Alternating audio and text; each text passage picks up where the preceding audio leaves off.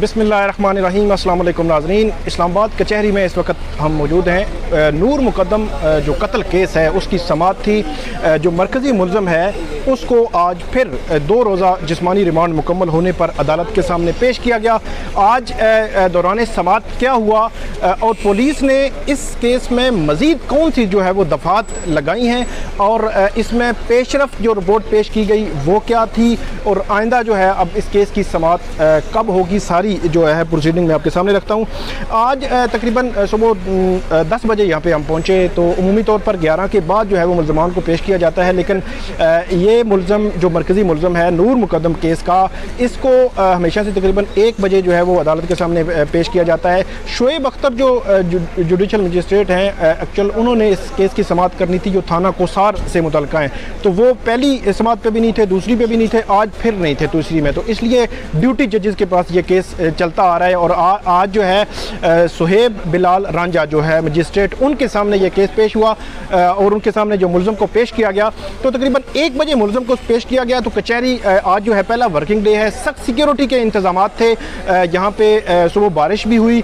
जब मुल्ज़म को लाया गया तो पुलिस की भारी नफरी जो है वो उनके साथ थी। पुलिस अफसर जो आमना बेग वो भी इस पुलिस के उस सिक्योरिटी में शामिल थी, उस सिक्योरिटी देने में। जो सुहेब बिलाल रांझा साहब का जो कमरा अदालत है वो बहुत छोटा सा है, तो जैसे हम इंटर हुए तो देखा, पहली तो हमें ये खुशखबरी मिली तो यहाँ पे लाइट ही नहीं है, तो वहाँ पे अंधेरा था। उस अंधेरे में जो है वो आज की समाअत हुई। तो जैसे इंटर हुए तो अब जो वकला थे या जर्नलिस्ट थे वो इतने इंटर हो गए, वहाँ पे इतने लोग थे कि जो मुल्ज़म है उसके लिए जगह ही नहीं बची। फिर जज ने कहा जी बाहर निकलें आप, ये वो थोड़ा सा वो बहस मुबासा हुआ और उसके बाद प्रोसीडिंग शुरू कर दी गई। साजिद चीमा जो है इस केस में जो पब्लिक प्रोसिक्यूटर हैं पुलिस की जानिब से, उन्होंने रिपोर्ट जो है वो पेश करना शुरू की और सबसे पहले उन्होंने ये कहा कि हमने इस केस में मज़ीद दफ़ात जो है वो ऐड की हैं। उस दफ़ात वो कौन सी दफ़ात हैं वो मैं आपको साथ ही बता देता हूँ, उसके बाद अगली प्रोसीडिंग पे जाएंगे कि नेक्स्ट हुआ क्या।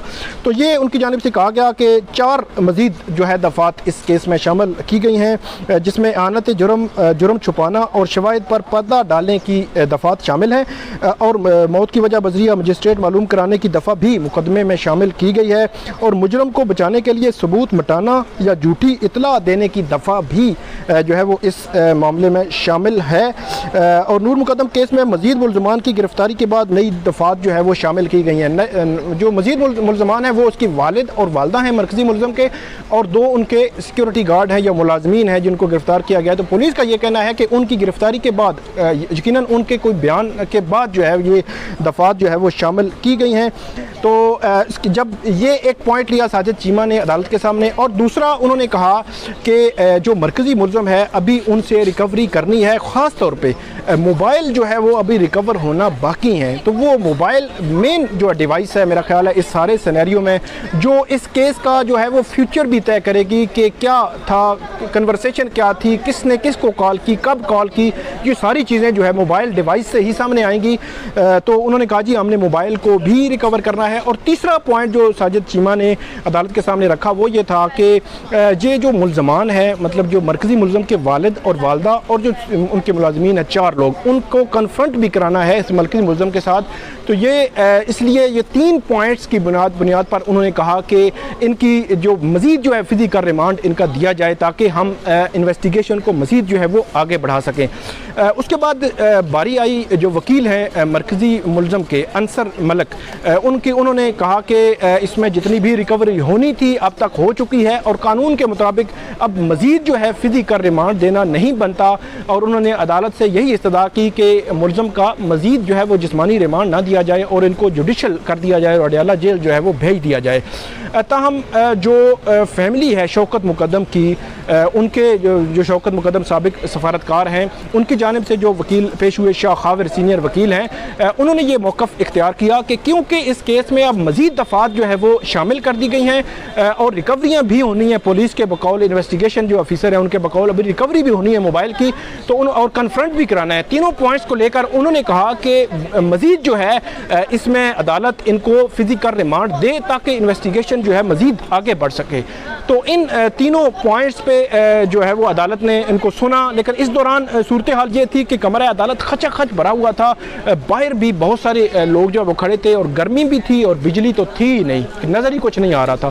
तो ये आज की समाअत हुई और उसके बाद जो शोएब लाल रांझा हैं उन्होंने कहा ठीक है हम जी 2 रोज़ा जो है फिजिकल रिमांड मज़ीद जो है वो दे रहे हैं और पुलिस के हवाले कर दिया मुलज़म को, और अब पुलिस जो है मज़ीद इस मामले में इन्वेस्टिगेट करेगी और नेक्स्ट हेयरिंग पे जो है वो रिपोर्ट पेश करेगी। अब मामला ये है कि शोएब अख्तर जो जुडिशल मजिस्ट्रेट हैं ताना कोसार के जो मामला देखते हैं, अब नेक्स्ट हेयरिंग पे जब उनके पास आएगा मामला तो उसमें आगे बढ़ेगा, क्योंकि एक्चुअल ये हेयरिंग्स उन्होंने करनी थी लेकिन 3 हेयरिंग्स में वो छुट्टी पर होने की वजह से यहाँ पर मौजूद नहीं थे तो वो अदालत के सामने नहीं आ सके। उसके बाद जब मुलज़म को लाया भी गया उस वक्त भी सवालात किए, मीडिया की जानिब से मुख्तलिफ सवालात किए जाते रहे, और जब मुलज़म को वापस ले जाया गया तो काफ़ी दूर जो है वो गाड़ियाँ खड़ी हुई थी। जो इस्लामाबाद कचहरी की जो जजेस की पार्किंग है उस जजेस की पार्किंग से भी बाहर जो है मेन रोड के करीब जो है वो पुलिस की गाड़ी खड़ी थी जिसमें इसको लाया गया था। तो काफ़ी ये रास्ता बन जाता है चलते चलते। तो जैसे ही मुलज़म को कोर्ट से निकाला गया, सेकेंड फ्लोर से फर्स्ट फ्लोर से नीचे उतारा गया, तो गाड़ी तक ले जाने तक जो है वो उनसे सवालात हुए। सवालात ये थे कि आपने उस खातून को क्यों मारा, क्या स्टांस है, ये मतलब यही सवालात इसके इर्द गिर्द ही घूम रहे थे। तकरीबन मुख्तलिफ जो है वो जर्नलिस्ट जो है उनसे सवालात उससे कर रहे थे, लेकिन पुलिस ने बड़ा सख्ती से उसको जो है वो काबू किया हुआ था।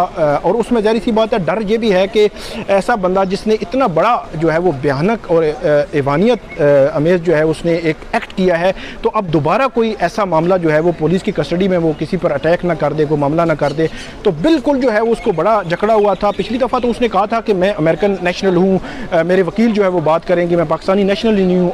आज जो उसने 2 बातें की हैं, एक तो उसने कहा जब इतना रश देखा, पुलिस भी थी, सिक्योरिटी भी थी, मीडिया भी था, बहुत सारी रश था, तो शायद इस वजह से या और कोई वजह भी हो सकती है। उसने कहा जी मेरी जान को ख़तरा है, मेरी लाइफ जो है वो ख़तरे में है। एक तो उसने ये बात की। बाकी उसने दूसरी जो बात की वो भी जब पुलिस की गाड़ी में उसको ले जा रहे थे, बिठा रहे थे, तो उस वक्त उसने कहा जी मैं इस जितने भी सवालात थे उसने कहा जी मैं इस पर कुछ नहीं कहना चाहता। ज़ाहिर सी बात है ये मुलज़म है, बेशक जितना बड़ा मुलज़म है, अगर वो नहीं कहना चाहता, अगर मीडिया के सामने सवालात करना जो है मीडिया पर्सन का हक़ है, अगर कोई जवाब नहीं देना चाहता तो उसको फोर्स नहीं किया जा सकता। अब वो क्या मौक़िफ़ लेते हैं आइंदा समाअत पर अदालत के सामने, उनका वकील जो है वो क्या मौक़िफ़ लेता है, इस केस को कैसे आगे चलना है। अब शोएब अख्तर साहब की जो कोर्ट है उसमें 2 रोज़ को जब पेश किया जाएगा, 2 रोज़ के बाद, तो फिर हम देखेंगे कि अब इस केस का फर्दर जो है फेट क्या है। और दूसरी तरफ उनके जो वालिदैन हैं उनकी ज़मानत वाला मामला भी अभी लटका हुआ है, उनको भी कल जो है दोबारा पेश किया जाएगा अदालत के सामने और पुलिस पेशरफ्त रिपोर्ट भी पेश करेगी। तो हम जो भी इसमें अपडेट्स आती रहेंगी और बड़ा अहम मुकदमा है, तो तमाम अपडेट्स जो है और ख़ास तौर पर जो प्रोसीडिंग्स हैं और फैक्चुअल जो प्रोसीडिंग्स हैं वो आपके सामने मैं रखता रहूँगा। आपका बहुत शुक्रिया। इस वीडियो में आप कमेंट ज़रूर कीजिएगा। Thank you.